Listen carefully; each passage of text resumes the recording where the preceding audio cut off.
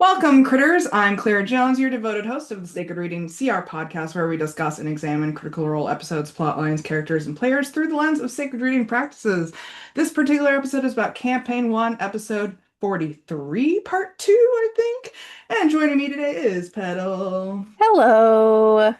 So, the icebreaker that I just found is kind of time relevant if you've been, paying attention to the news lately, but would you go with aliens if they arrive on Earth? Why or why not? I think it depends for how long. Like, I would love to see aliens and to see like what alien culture looks like, and I think that'd be super fascinating. But like, I wouldn't want to like leave Earth forever. So if it was just like a little vacation or just like it would be nice, but I don't know. I'd have to think about it harder if it was like permanently leave. Yeah, and I think the context also matters. Like, are they coming to Earth to destroy it and take survivors? Are they coming to Earth to just give us a little space vacay? Yeah, exactly. What are their motivations? I want to know. And what is their like planet like? You know what I mean? Like if it's Yeah. even more beautiful than Earth, then hell yeah, I'll just transport me and my friends there. But if it's like a desert Mars wasteland, then I think I'll stay here, thanks. Yeah. But have you been seeing all the news pieces about aliens lately? No, I haven't. Apparently, there is a 12-mile long mothership heading towards Earth as we speak. Interesting. Yeah. Who knows I'll what? have to look into that after we're done recording. Yeah, yeah. There have been some aliens have been top of mind for people as of late. Well, please join us as we embark on this exciting non-alien adventure in story analysis and self-reflection in order to deepen our understanding of ourselves and the world around us. As always, we love hearing your own insights and stories as well, so please comment, like, subscribe below. And ready? All right, let's dive in.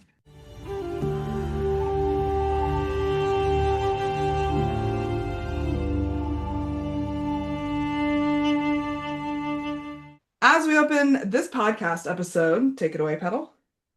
Yeah, so as we come back from the break, Vox Machina decides to visit Kima at the Platinum Sanctuary. Scanlan asks for entry into the sanctuary, making use of their membership with the Slayer's Take. They are invited in to meet High Bearer Vord. As they enter the temple, they find that sunlight is streaming into the chamber despite the fact that it is cloudy outside. High Bearer Vord steps past his guards to meet them and asks if he can help Vox Machina. Vex says that it concerns dragon matters and describes the attack of the Chroma Conclave. Vord said that he was given a vision and that he had assumed that it was the work of Tiamat, but found no evidence of her movement.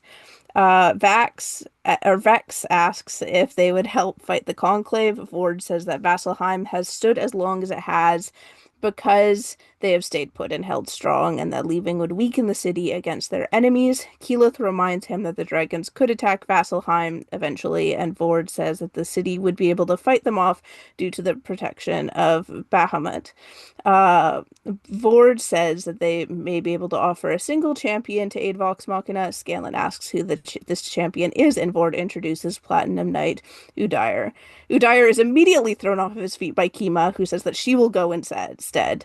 Vord insists that she needs more discipline and guidance, or her foolishness will get her killed. Keyleth says that Kima is exactly what Vox Machina needs. Keyleth says that it is better to die a fool than to hold on, I'm gonna re-say that. Kima says that it is better to die a fool doing something than to live doing nothing, and then Vord reluctantly gives Kima permission to go. Scanlan asks Vord if he knows anything about the vestiges of divergence. Vord goes on a long-winded tale about how powerful they are and how difficult they are to find. He warns that many dangerous people are seeking the vestiges as well. He says he has read about the vestiges in books, but has not studied them in depth, and he recommends that Vox Machina seek more information at the Cobalt Reserve. Vox Machina informs him that the Cobalt Reserve has been taken out. Vox Machina asks more questions about the vestiges, but Vord admits that he does not know much more. Vord begins to speak about the creation of Exandria by the gods when they first arrived in the world. He speaks of the creation of Vasselheim and the first war against the Titans, in which the vestiges were first created and used. The Titans were then sealed in the elemental planes. Prosperity was brought to the land, though some of gods began to doubt the purpose of creation, corrupting the children of the gods and teaching them magic. For the first time, power was found separate from the gods, and many new cities and cultures rose, as did the selfishness of creation, leading to the divergence. The cities began to fall to ruin, but more vestiges were created, and champions fought against the gods once more. The betrayer gods were banished, and the prime deities removed themselves from the world, warning of the dangers of magic. The knowledge of the vestiges were destroyed to hide them from those who wished to misuse them.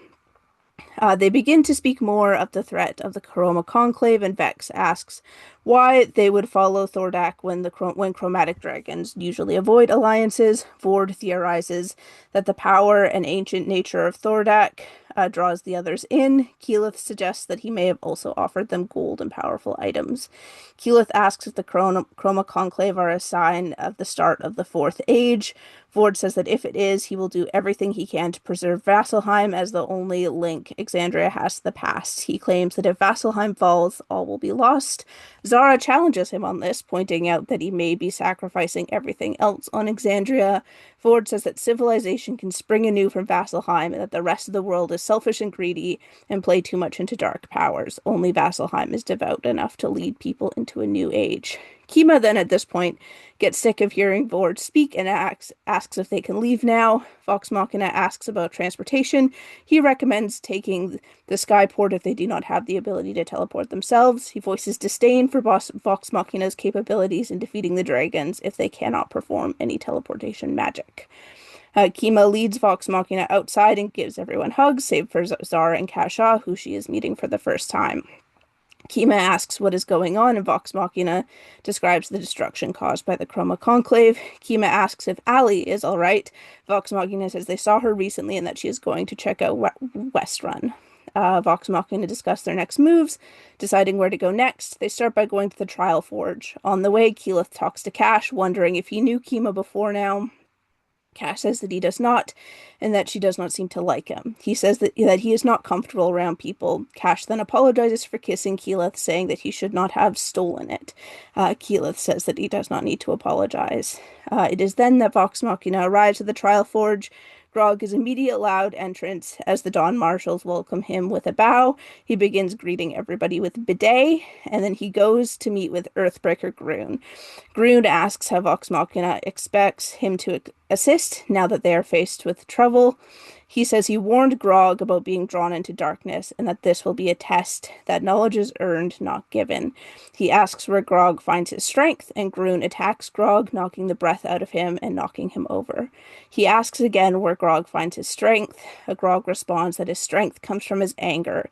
Groon then asks again and knocks the feet out from under him, and he asks Grog to choose two people to be his bloody muses. Grog attempts to choose Pike despite her not being there, and then chooses Vax and Scanlan. The two of them are shoved into the pit. Groon then asks that they show him their conviction. Vax uses his boosts of haste to hide behind Grog and then attacks Groon with his daggers. Groon deflects the first attack with his arm and grabs the second dagger and throws it at Scanlan, which makes its mark. Groon then rushes to do a flurry of blows against Grog, dealing 31 blows of bludgeoning damage and knocking him prone. Grog goes into a rage and stands up, pulling out Craven Edge. He attacks Groon with it, missing the first attack and hitting with the second. Scanlan stands up, looking extremely weak, and begins to sing a song. He puts Groon to sleep and inspires Grog.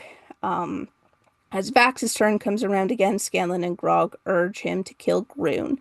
Vax attacks with the blunt edge of his daggers, which wakes Groon up. He swings a leg out to trick trip Vax. Groon gets up and attacks Vax, elbowing him in the side of the face. Grog's rage becomes frenzied, and he takes a reckless attack on him with Craven Edge, which manages to make a mark. Despite the wounds, Groon betrays no pain. Groon tells Grog that he carries a dark weapon with him. Scanlan uses magic to make Groon sick, giving him diarrhea, then inspires Vax. Vax then runs behind Scanlan and throws his daggers once more, critting on one of the hits. Groon, bleeding heavily, cauterizes the wound with his fist.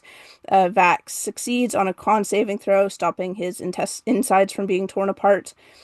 Grog attacks once more with Craven Edge, and Groon catches the blade and pushes it back twice. Grog finally lands on the third hit. Uh, Groon kicks Grog away, and he shakes away the sickness. Scanlan casts Bigby's hand and punches Groon with it, then inspires Grog. Vax throws daggers over Scanlan's shoulder, missing all three attacks. Groon rushes up to Scanlan and performs a flurry of blows. Scanlan uses cutting words on the last one, and he loses concentration on Bigby's hand. Grog does another round of reckless and great weapon master attacks. Groon punches Grog and Scanlan, landing a crit on Scanlan. Scanlan lightning bolts Groon, who uses a legendary resistance to avoid it, doing the splits as he does so. Scanlan then uses healing word on himself. Vax uses his boots of haste and throws Scanlan away from the fight. Vax then hides behind Grog. Groon does an unarmed attack against Grog. Groon then moves to attack Scanlan, who yells that he is just a little boy, and then he attacks Vax. He uses a key point to make Vax's muscles tense up as he is locked in place. Grog drops Craven Edge and pulls out the fire hammer instead. As he drops the sword, he hears a voice in his head calling him a fool. Grog is unable to hold onto the fire hammer and is compelled to pick up Craven Edge once more. As he swings to attack Groon, everything goes black around him, and the only thing he can see is Groon, who tells him that he is stronger than this. He asks Grog where he finds his strength. Grog says that he finds his strength in his friends. The fight ends, and Groon bows to him. He heals his wounds, leaving scars in their place, and tells Grog that he will wear them with pride. Groon says Grog does not need the strength of Vasselheim to aid him. He offers information about two vestiges, the Deathwalker's Ward and the Titanstone Knuckles. Grog bows to Groon and then walks backwards, still facing Groon as he leaves. He hoists Vax and Scanlan out of the pit as he goes. At this point, Keyleth runs over to Vax and hugs him, giving a small peck on the mouth. She casts Cure Wounds on him. Vax then throws up, and Keyleth moves out of the way and holds his hair. And that is the end of the episode. Man, I mean, it seems like nothing happens, but so much happens at the same time. Yeah, So, yeah. It was a slow, second part, but there's also so much packed into it. yeah, like on the surface, it's just like a conversation and a fight, right? And that doesn't Yeah, seem that momentous. But when you look at the details and especially the personal interactions in the second half, that's where things get interesting, I think. absolutely. I mean, I'm honestly, I don't know, charmed by the interactions between the players in the second half too. Like Mm-hmm. we got a lot of table talk in the first half and a lot of like catching up and ribbing each other and teasing and bonding too. And I think the results of that really show up in the second half with how much fun both the characters and the players have throughout these seemingly boring events. Yeah, and I mean, there's a lot that there's a lot of interesting lore that's dropped within the Yes. conversation. We learn about the history of Exandria. We learn a lot about Vasselheim and how snobby they are about the rest of Exandria and how how important they view themselves. And then in the fight there was it wasn't just a fight for survival, it was a test for Grog and for him to try to find his strength, and Groon challenging him on the fact that he uses Craven Edge as a weapon and all Yeah. of that. And I mean, there's I'm even thinking about Scanlan's inspiration for Travis. I'm not even gonna say Brock, it was for Travis, the yeah, Hawkins fight song that he did for the inspiration. And that whole player exchange, I think, is also one of those. charming moments that we get a lot of information from, even if it's Mm-hmm. not like obvious. Absolutely. And the whole lore drop too is something that seems big and momentous, but it's also not obvious what all of that means just yet. Right now, it's just information.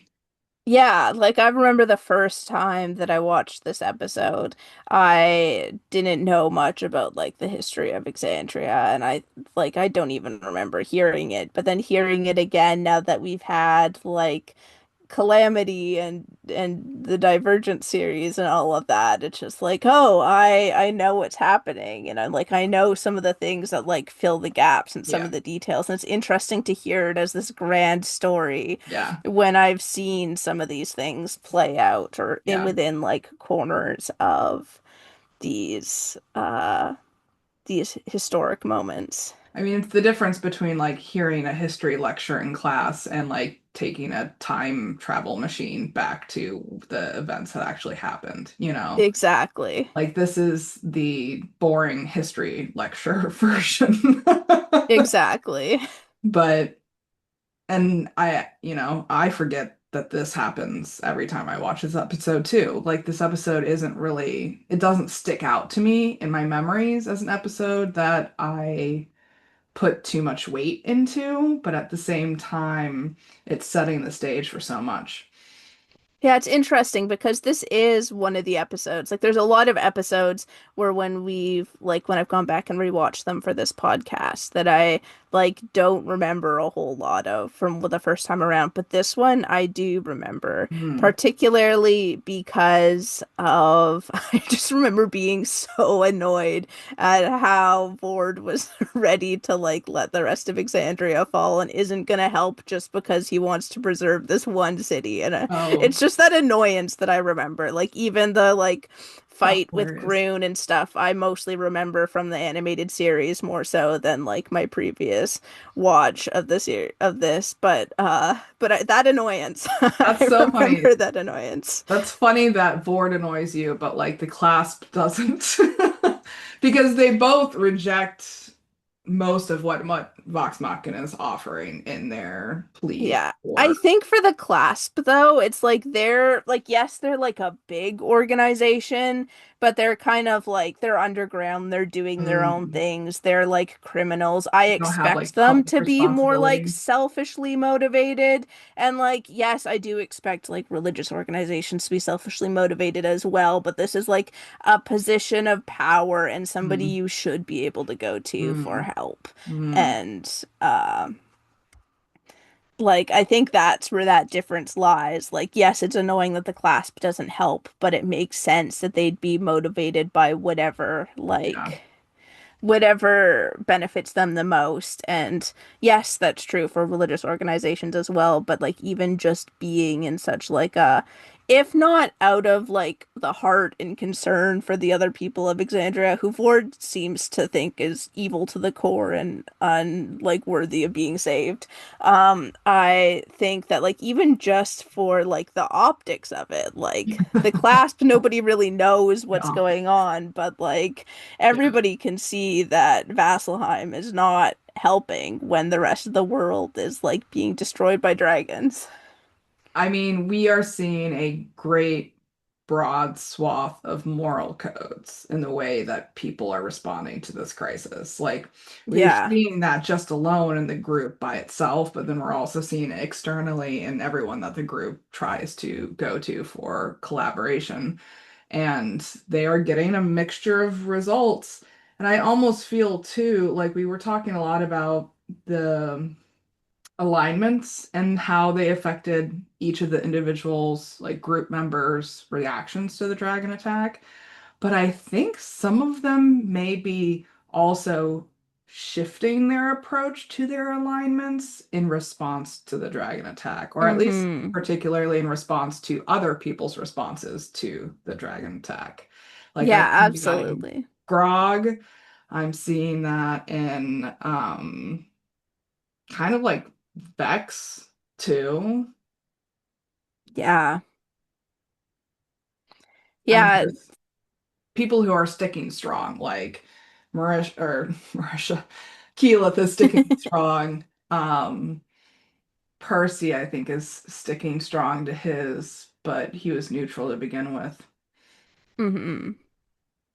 Yeah, it is really interesting to see how this like threat changes them because this isn't a threat that they can necessarily walk away from as easily. Like they're not Vasselheim, they're not this like untouched paragon. They've seen their own lives and places and people like hurt beyond measure and destroyed and killed. Like this is personal for them. I think that's another thing about Vasselheim is that they're so removed.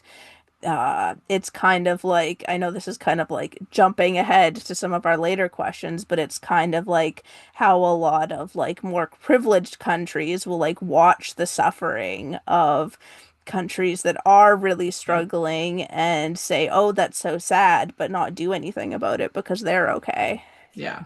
Yeah. Yeah. There's a lot of parallels that we can definitely touch on. And I think what Vox Machina is partially learning here too is that it is much more easy to meet people halfway when it's individual to individual versus like institution to institution. Absolutely. Like Kima's down to help and like even that night guy that Kima like comedically like knocked out of the way like was willing to help if only for like his own personal honor. We don't get much insight about him or his motivations or anything, but he was willing to help and wanted Yeah. to I go. mean, I'm even thinking of Zara and Cash too, Yeah. because Alora and the Thunderbrand guy, like that's where they're finding success in these conversations. Gilmore, I think is all, well, I mean, Gilmore's always going to be Team Vox Machina, but Absolutely. um they didn't get anywhere when they approached the Dragon Temple as the Slayer's take. They had Yeah, a success when they approached Kima as Vox Machina. exactly. And I think that that's just a great lesson overall, too, especially since we're like talking about moral codes, too. It's so much easier to meet someone with an opposing moral code halfway as an individual versus a group. Yeah. Absolutely. And I mean, as an individual, like, sure, individuals do have like their own things that they're tied to that may conflict, but it's a lot easier to set those aside. Whereas, like, institutions, they're generally not thinking about like individual thing, they're trying to think of the big picture. And that often, I mean, even though the dragons seem like they should be big picture, I'm still so meta bored. But it's like, yeah, institutions seem to have their priorities elsewhere, and that is often their downfall. And I think it's because institutions have to rally a group of people behind a single idea, a couple ideas, a simple mission, a simple purpose, Yeah, as individuals follow their own purposes. And so, like, a group of people going after one purpose is going to be a lot harder to change trajectory than one person going towards one purpose. and we even kind of see that. I mean, not that they're on the institution scale, but like within Vox Machina, like they've got a lot of like we've talked time and time again about their conflicting ideas about and opinions about what it is that they're doing and the ways that they're going about it. So like on an even larger scale of an institution, Yeah. like that makes it difficult too. Yeah, I mean that's why bureaucracy is so exhausting sometimes Yeah. because you have to go through so many different people and so many different levels of trying to find agreement that it takes a lot longer than just person to person, Yeah, absolutely. which is a great lesson for our current reality. Absolutely. I mean, do you have specific personal experiences that you're thinking of here? I mean, I can't think of specific personal experiences. I think, like, not at least not on the topic that we've been talking about. I think I do have personal experiences drawn from, like, the time when I like used to be a like Christian and was more involved in Mm, like Christian institutions and stuff like that. And I remember being like really annoyed even when I like was still figuring things out and having questions. Like I was really annoyed whenever like churches or people would like take more like bigoted stances and stuff like that, even though now that I have more life experience, I know that's kind of a lot of what Christianity ends up being. But I remember like I was very lucky with how I was raised with Christianity, and that my main thing that I was taught was that like God is like a loving God and stuff like that, and that like not to judge others and to help people in need. And like, yes, some of the people who taught me these things had more bigoted opinions, but they didn't teach me those bigoted opinions. They were like more focused on the like the love and the mm, helping others and stuff like that, which I think made it. I still had a lot to unpack when I left Christianity, and I still don't want anything to do with Christianity anymore. But it did make it that I was able to like see through those things when I did encounter those like bigoted expressions of Christianity and the mm, like Christians who like won't help and are more about like wealth and their own like standing and opinions and stuff like that. And I just kind of my same frustration with the board is the same frustration that I back then felt when I encountered people who I thought should help, but who they didn't think that it was their job to help other people. And so that's kind of where my personal experiences are drawing in on this episode. mm.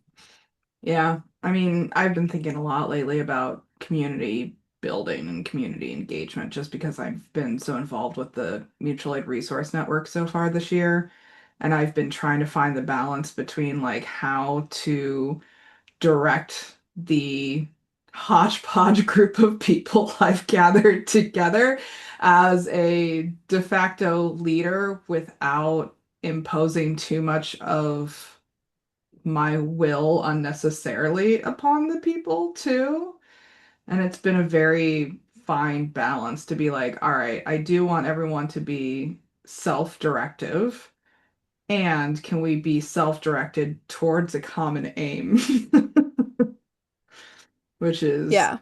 a difficult nuance to navigate. And so I don't know if I'm going to be successful or not, but I feel like um I've just been thinking a lot about it lately. And I personally have always had more success connecting with people one to one than in groups as an Yeah. individual. And so that's always my default approach when I am trying to accomplish something with other people is to focus on like one-to-one conversations and um, getting individual buy-in and feedback because I also do know the dangers of groupthink and Mm-hmm. how that can warp individual opinions and intentionally, unintentionally, who knows? So, Yeah. but collective action is powerful no matter how you cut it.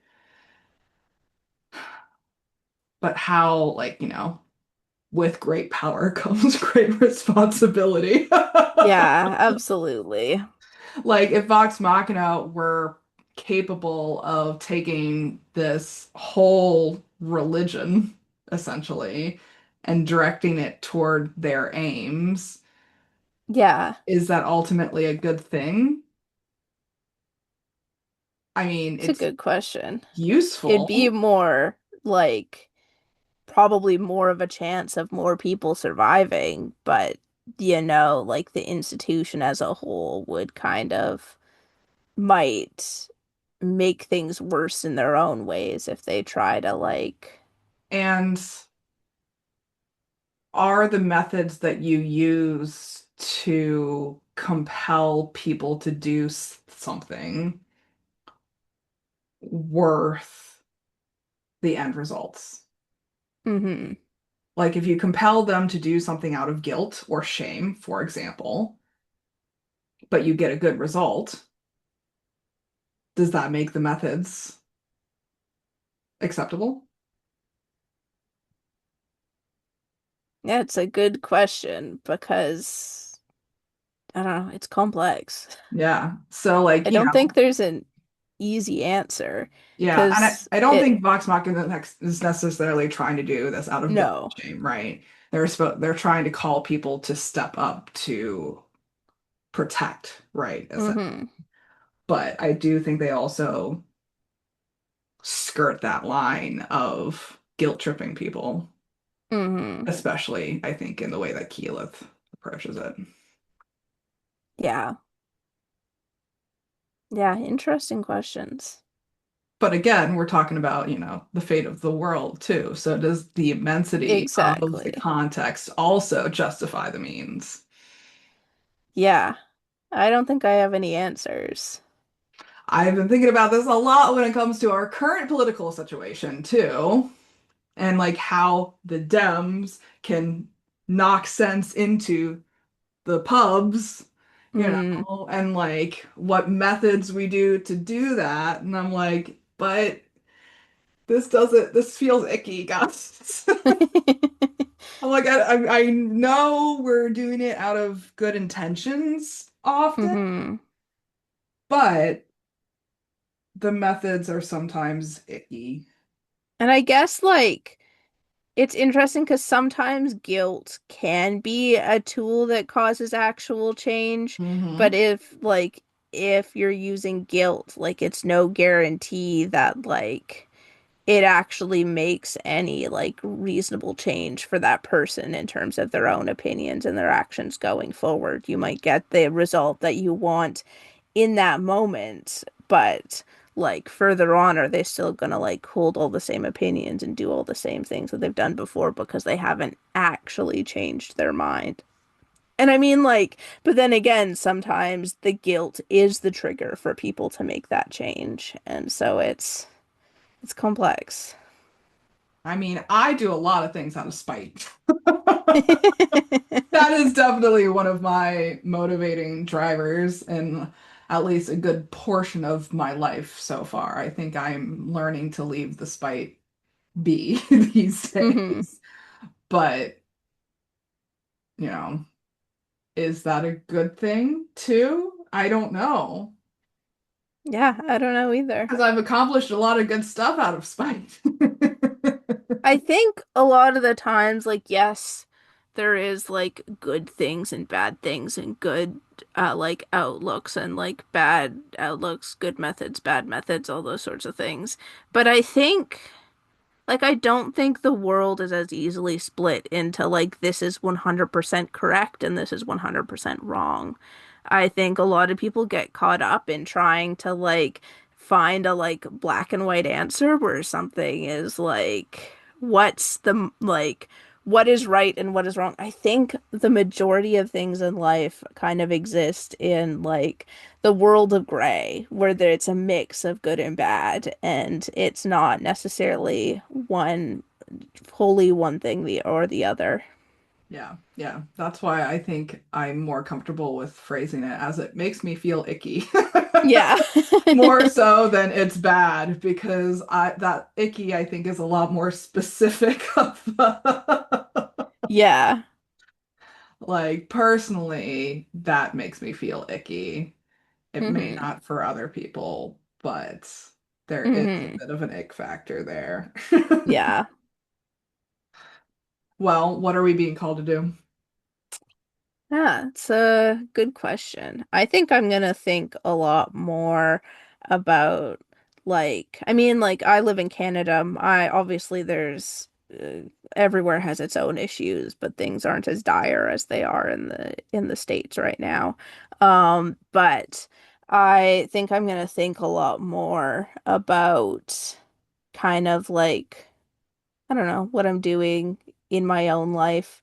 Like there's a lot that I kind of do in my own life to kind of like help the world around me and try to make the world a better place. I mean, my whole job, I'm working at a youth shelter and stuff like that and trying to navigate all the systems that come with that because like we're working quite closely with like the Ministry of Children and Family Development, which is basically Canada's version of like Child Protective Services and stuff like that.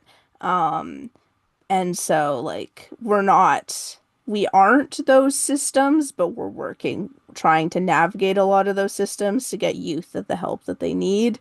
And so we come in contact with them a lot. And I think this has prompted me to think a lot more about, like, in the concept of what we were talking about with institutions and all of that. I think it's given me some stuff to think on, like, with my own job and the like I don't know, the methods that I use when I'm talking to social workers and stuff like that who are part of an institution, but also are people who genuinely want to help and are just incredibly overworked. And it's hard to differentiate sometimes. Like the individual who's like this overworked social worker who has way too many caseloads and like is given way more work than they can handle and are most of the time genuinely trying their best to help the youth, but also are working within this system, which generally a lot of the outcomes that they do aren't necessarily helpful for the youth. And I think the MCFD in Canada has done a lot of, like, they've done a lot of recognition for harm they've caused in the past with, like, the way that they used to, like, in the past, like, often, like, remove, like, Indigenous children from homes and adopt them into white families and stuff like that, and all sorts of these different atrocities. Like, they don't do that stuff anymore, but sometimes it swings too far in the other direction, and sometimes they don't remove a child from a home that's genuinely abusive just because they're worried about the optics of what that would look like due to like the race of the child involved and stuff like that. And so it's just, and of course, like it's an institution, they've got all sorts of problems. That's not the only problem, of course, but just like, I don't know, it's given me food for the thought within my own work. I mean, most issues that we run into in the real world scenarios are very complex too, especially if they have to do with governmental systems. Yeah. I've recently been asked to join my alumni board for my alma mater college, and it has recently been used in the last 3 or so years as a pawn in the right-wing political Hmm. ideology. And has been consequently taken over by a lot of right-wing people. And the alumni board is the only board on campus that hasn't been infiltrated yet because we're alumni. Hmm. And but the alumni board has been basically blindfolded and handcuffed in what we're able to accomplish feasibly and productively as members of the alumni board. And there's a lot of red tape that's been wrapped around them. And yeah, like if I tried to deal with them as an institution, I would just run into, I would also end up being wrapped in red tape. Yeah. And, with a sock stuffed in my mouth. Um, and so I've been trying to approach them more as individuals, but that's also proving to be a difficult endeavor because it's like herding cats. Yeah. They're just running all over the place. One just went to fucking Africa. And she was like, bye. And she was like literally the co-chair of the board. Wow. And one of the few people too on the board that actually had any like concrete plan of action for dealing with the problems that we're confronting right now. And um yeah, so I don't know how it's going to end up, but I've kind of been looking at ways to make myself a wrench. Like if I can't affect institutional change, I can at least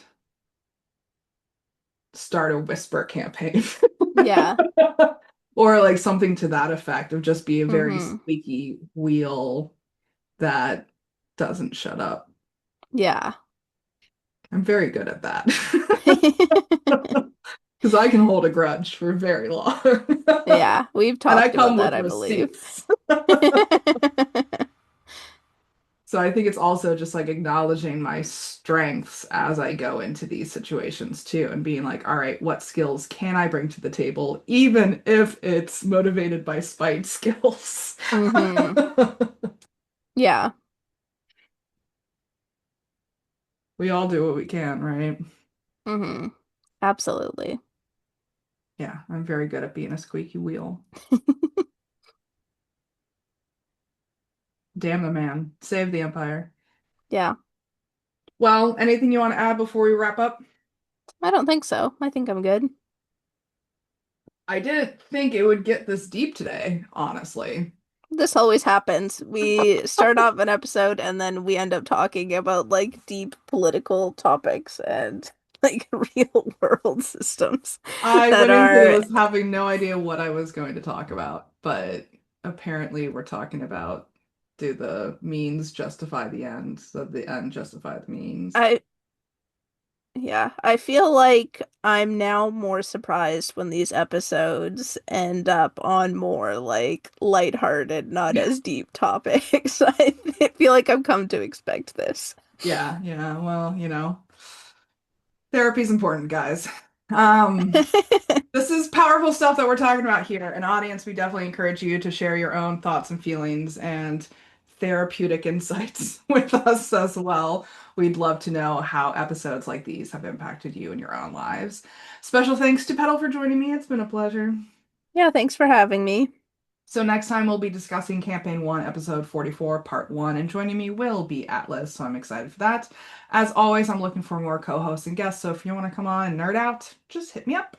In the meantime, please comment, like, subscribe below, follow us on Tumblr at Sacred Reading CR for all of the juicy updates, and until next time, may all beings be peaceful, may all beings be free, and be the chaotic good you wish to see in the world. Take care, guys.